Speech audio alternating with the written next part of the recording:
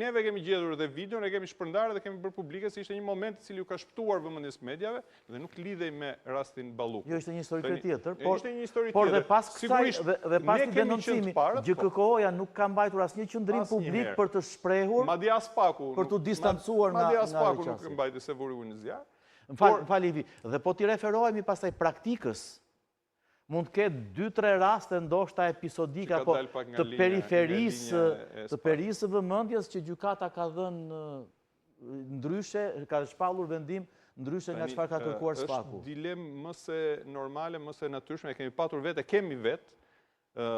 kemi vite që e kemi, dhe ndërkohë që gjithë retorika politike nga ana tjetër, e majorancës, e kryeministrit, ka qenë që SPAK-u është i lirë, SPAK-u është i pavarur, mirë që ja arritëm kësaj dite që të kemi SPAK-un, se para se të kishim SPAK-un, kishim ata lumin cilën me zi i pastruam ende këte, as ka patur ndonjëherë drejtësi në këtë vend, më në fund kemi SPAK-un që ka një qëllim të vetëm, që të arrijë të godas pavarësisht nivelit se deri ku shkon. Deri ku shkon, përgjegjësia penale, deri në çfarë, pra të prekit pa prekshmit. Ju kujtoni ata peshqit e mëdhenj që priteshin çdo shtator, çdo janar, çdo qershor.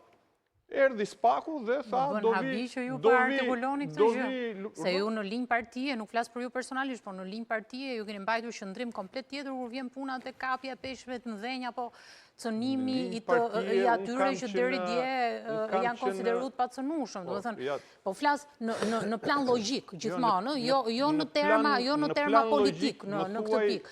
Se nëse themi, pra nëse mbajmë qëndrimin që sot SPAK-u po bën një punë të lavdrueshme për të prekur ata që deri dje janë konsideruar të paprekshëm, dhe kjo ka ardhur edhe si rekomandim nga BE-ja, dhe nga SBA, edhe nga ambasadat e tjera ditën e sotme, praktikisht ju i jeni vënë kundër SPAK-ut, flas si parti politike, në momentin kur është hetuar lideri i opozitës. Dhe madje dhe në fushat elektorale është konsideruar SPAK-u si skap dhe është denigruar totalisht figura e drejtuesit të një nga institucioneve të rëndësishme. Dhe në plan logjik jo ka një lloj inkoherencë.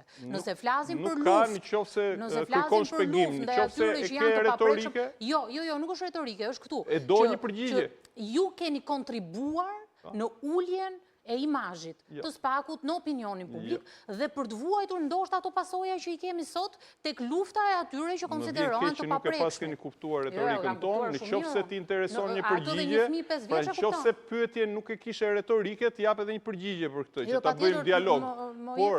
Po të jap një përgjigje. Atëherë unë kam qenë një nga ata që kam dalë nëpër studio televizive dhe kam folur që para se të krijohej SPAK-u.